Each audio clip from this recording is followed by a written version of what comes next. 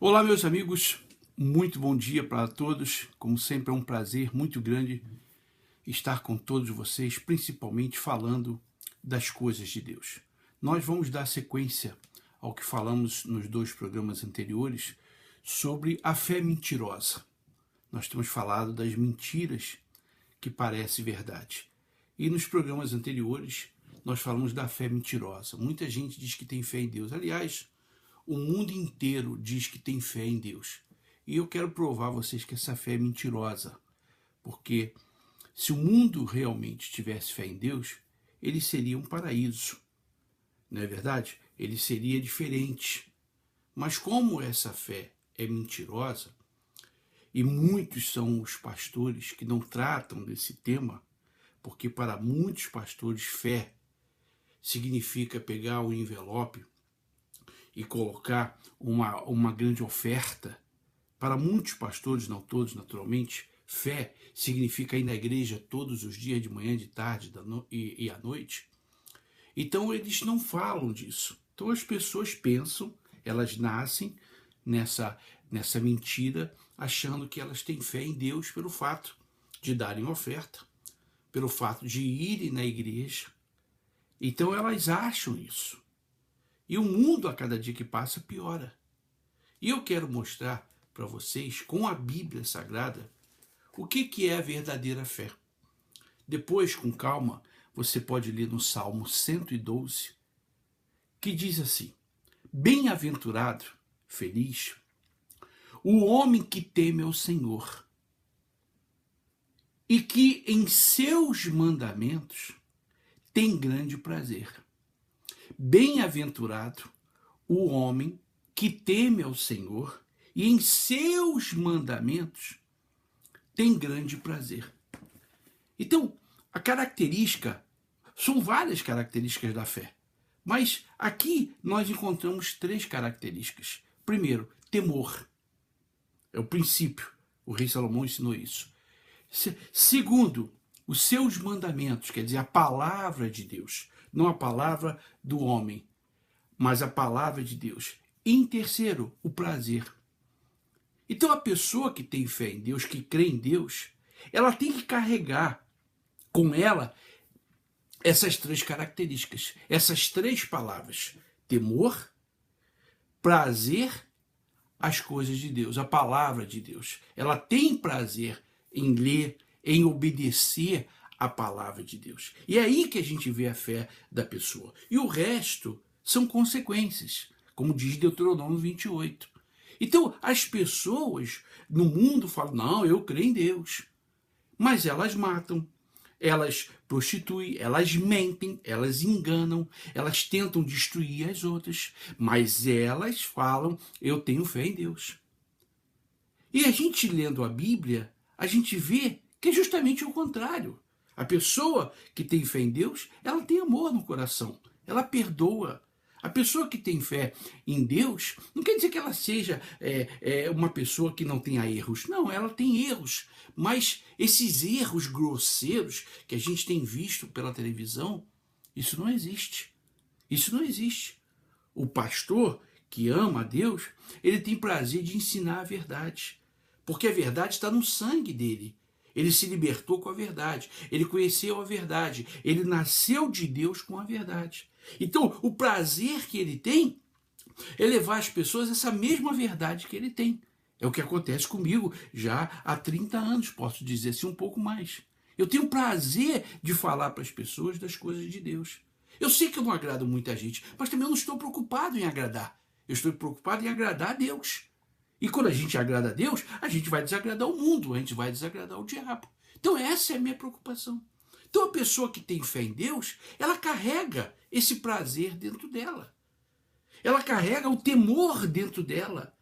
Ela, antes dela errar, dela cometer um pecado, ela pensa: peraí, se eu for trair a minha esposa, eu vou trair o meu marido, eu estarei traindo em primeiro lugar Deus. Então ela carrega esse temor dentro dela. Não, se eu mentir para ganhar um dinheiro a mais, eu não estou mentindo para o meu patrão, eu não estou enganando o meu patrão, eu estou mentindo e tentando enganar Deus, como a gente não engana nem mente para Deus. Então a pessoa carrega esse prazer dentro dela. Ela tem prazer de ler a palavra, de meditar na palavra, de compartilhar a palavra, de dividir a palavra de Deus, mesmo que ela esteja passando por algum problema. Porque nenhuma parte da Bíblia diz que o cristão não passaria por problema. Muito pelo contrário, está escrito que ele teria aflições. Mas ela tem esse prazer, ela carrega esse prazer, fica estampado, todo mundo vê. Assim como essa camisa que eu tenho aqui, ó. Todo mundo nota. Eu posso ter os olhos verdes, mas a pessoa vai olhar para minha camisa. Eu posso ter uma espinha no rosto, mas a pessoa vai olhar para minha camisa. Por quê? A fé é assim, a fé fica estampada. As pessoas veem nos nossos olhos, na nossa forma de vestir, de andar, de falar, no nosso sorriso, no nosso falar. A pessoa nota, porque a gente carrega algo de Deus dentro da gente.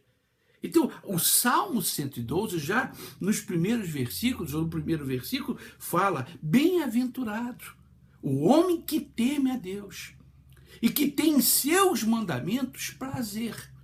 Eu pergunto, você tem prazer nas coisas de Deus? Ou você só vai à igreja para receber elementos ou bênçãos?